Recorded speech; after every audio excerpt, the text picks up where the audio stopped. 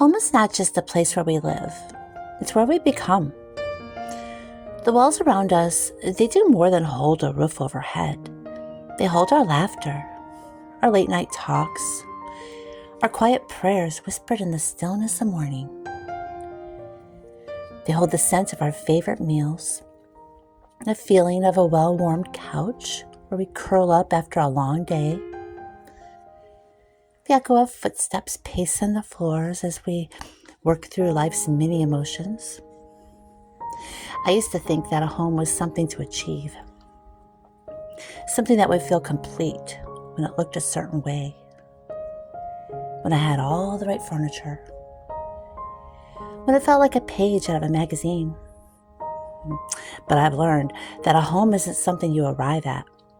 It's something that you build, piece by piece, moment by moment, memory by memory. My home is small. Some days it feels even smaller.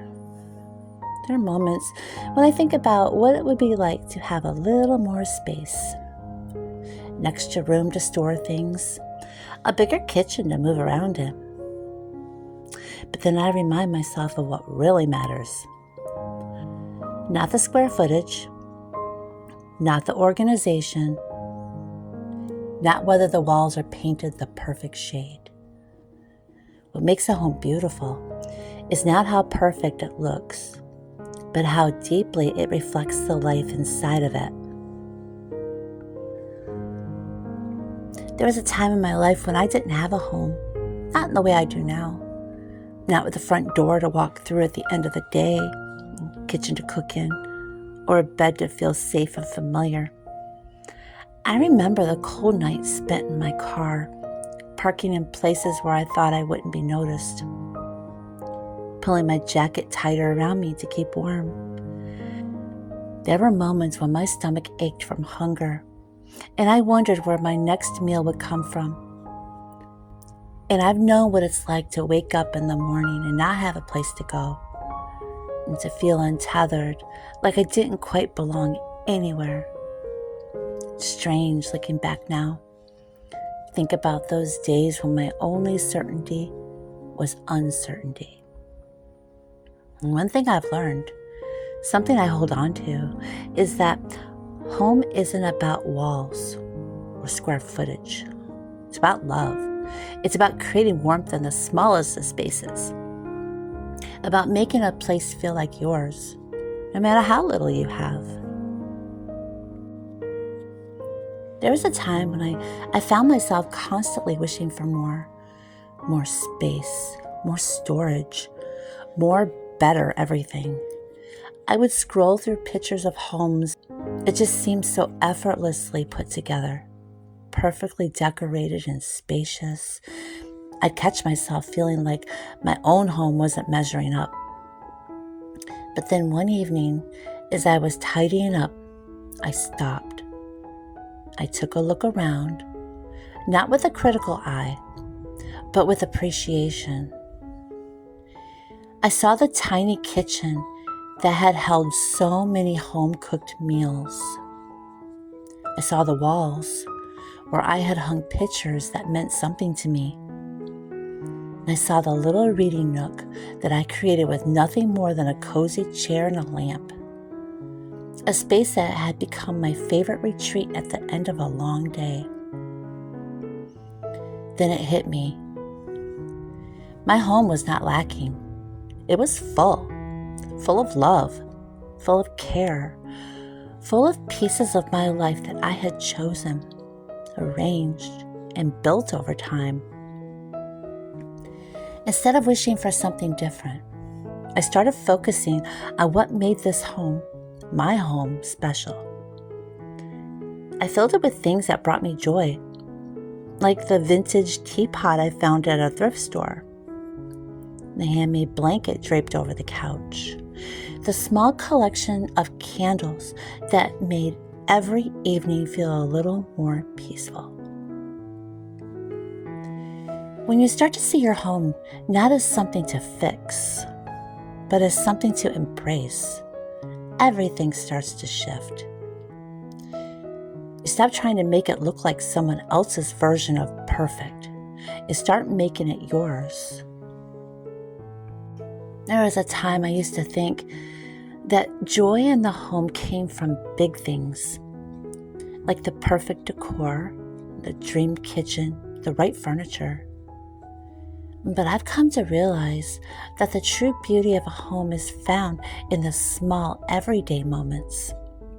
The way the sunlight spills into the living room in the early morning, painting everything in a golden glow. Like the familiar sound of the kettle whistling, signaling that it's time for tea. And like the scent of vanilla and cinnamon as something bakes in the oven, filling every corner of the house with warmth. Like the comfort of wrapping up in a well-loved blanket, sinking into a chair that has held you through countless quiet nights. Home is made up of all these things. I remember a rainy afternoon when I sat by the window, listening to the soft patter of raindrops against the glass. I had planned to be productive that day and to get things done and tackle my to-do list, but instead, I made a cup of coffee, curled up in my chair, and simply sat in the moment. It was one of the most peaceful afternoons I'd had in a really long time. Because home, it's not about how much you do. It's about how much you feel. It's about those small, quiet pauses that remind you to breathe. And those are the moments that make a house a home. Not the size, not the decor, not the latest trends, but it's the feeling of belonging. I used to believe that happiness as a home was something that I had to work toward. It's something that I would arrive when everything was just right, when I had the perfect furniture, and when my home looked more put together, when it felt like the pages of a magazine instead of a lived-in place and all its quirks and imperfections. But as time passed, I've learned that contentment in a home, it doesn't come from perfection. It comes from seeing the beauty in what's already there. It comes from letting go of comparison, creating warmth with what we have, and choosing gratitude for the space that shelters us. I haven't always been good at this. There were times when I felt restless in my home, and I felt myself wishing for something different. But the more I focused on what I lacked, the less I saw what was right in front of me. I don't want to live like that.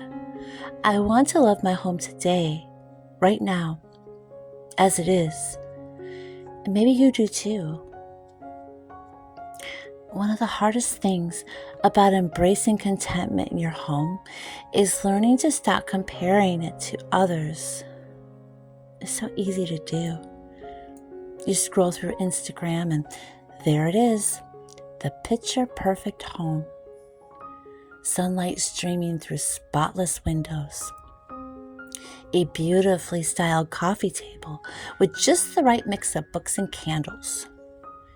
A spacious kitchen with pristine countertops that never seem to collect clutter, and suddenly your own home feels a little smaller, a little more chaotic. You glance at the dishes in the sink, this mismatched pillows on the couch, the worn-out rug that has seen years of life, and instead of feeling grateful, you feel behind. I've had those moments. I've looked at my home through the lens of what isn't instead of what it is. I've thought, if only I had more space. If only my home looked a little more like that. If only I could start fresh with all new things. But comparison, it's a thief. It sneaks in quietly, making you believe that what you have isn't good enough. It convinces you that happiness is somewhere out there, just beyond reach, when really, happiness is already within your walls. You just have to see it. I remember one evening after spending too much time looking at homes online, I walked into my own kitchen and I saw it differently than I had before. The counters were not spotless, and there were dishes from dinner, a loaf of homemade bread still cooling, and a candle flickering softly next to a cup of tea that I'd forgotten about. It wasn't perfect, but it was alive, it was warm, and it was real. And I stood there realizing that this imperfect, beautiful, well-loved space was mine. It held laughter on long talks, held memories of meals made with love. It was a place where people gathered, where prayers were whispered, where everyday life unfolded in its simplest, most beautiful form. Comparison, it almost robbed me of that moment, but I wasn't going to let it anymore. So I stopped scrolling. I stopped measuring my home against an impossible standard. Instead, I started focusing on what made my home. Because no matter how it looks, no matter how big or small, your home is enough. It's where life happens. It's where love's poured into every little corner. And that's more than enough. When I was 16, I got my first apartment. It was small, just a simple space that I could barely afford, but it was mine. After spending so much of my life not knowing where I would sleep next, there was something incredibly special about having a key to my own place. I didn't have much, just the basics. A bed that wasn't the most comfortable, kitchen with hardly anything in the cabinets, a small table where I could sit with a cup of coffee and watch the world outside. But I made it a home. Even though money was scarce, I found ways to make my little apartment feel cozy. I can remember saving up just enough to buy a small lamp for the corner of my room. When I turned it on in the evening, the soft glow made everything feel warmer, safer. I worked as a bus girl at Chi-Chi's back then, taking the bus to and from work and trying to stretch every dollar just to make ends meet. It wasn't easy. And there were nights when I came home exhausted, shoes worn from walking, and my body sore from long shifts. There were weeks when I had to choose between paying rent and buying groceries. Times when I'd sit at my table and count out what little I had left, hoping it would somehow be enough. But despite all of that, I loved my little apartment. I loved waking up in a space that was my own, knowing that no one could take it from me. I loved the way it felt to create something out of nothing, to make a meal with whatever I had on hand, and to curl up with a blanket and listen to the rain outside, and to feel comfort in the smallest details. That apartment, as tiny and imperfect as it was, it became a symbol of something much bigger. It taught me that home isn't about having more. It's about making the most of what you have. It's about filling a space with love, with laughter, and with quiet moments that turn four walls into something sacred. A home is kind of like a book.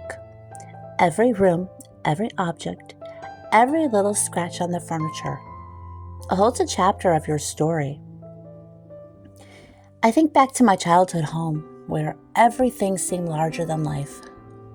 The long dining room table that stretched down the center of the dining room, always set with a warm meal, surrounded by the people I loved most. It was where birthdays were celebrated, with homemade cakes and my mom's homemade ice cream, where family conversations flowed effortlessly over plates of food, where I learned that home, it wasn't about the walls, but about the people gathered within them. Now in my own home, the same feeling lingers. Even if the table is smaller, the space is cozier. The essence of what I loved growing up, the warmth of togetherness, the sense of belonging, it's still here. It's in the way I light the candles in the evening, make the space feel softer. It's in the sound of something simmering on the stove, filling the air with familiar comfort. It's so easy to look at a home and see only what's missing. There have been times, even now, when I've walked through my home and found myself making a mental list of everything I have to change. The walls that could use a fresh coat of paint, furniture I wish I could replace, the little imperfections that somehow feel bigger than they really are.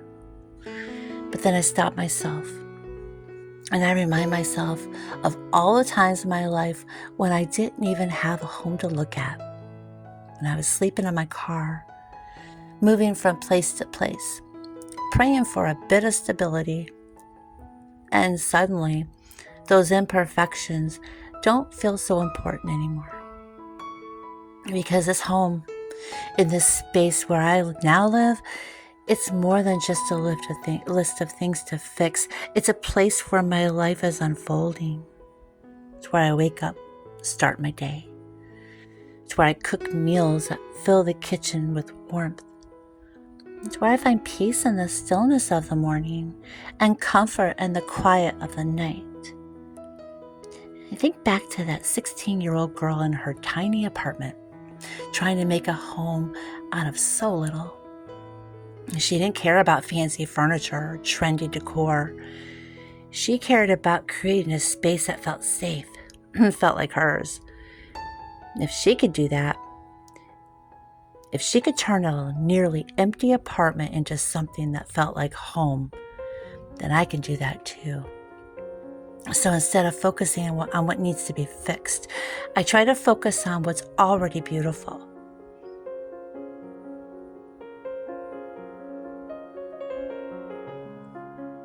Home isn't about perfection. It's about perspective. And when you start seeing it through the eyes of gratitude, everything changes. So if you ever feel like your home isn't enough, and if you find yourself wishing for more, take a moment to just look around. See the life unfolding within your walls. Because your home, just as it is already filled with something beautiful. It holds your story, and it holds your love, and that is more than enough. So no matter where you are in your journey, you are building something beautiful. Keep going, keep loving, keep creating a home that reflects the life you're living, because that is what truly makes a house a home. See you next time.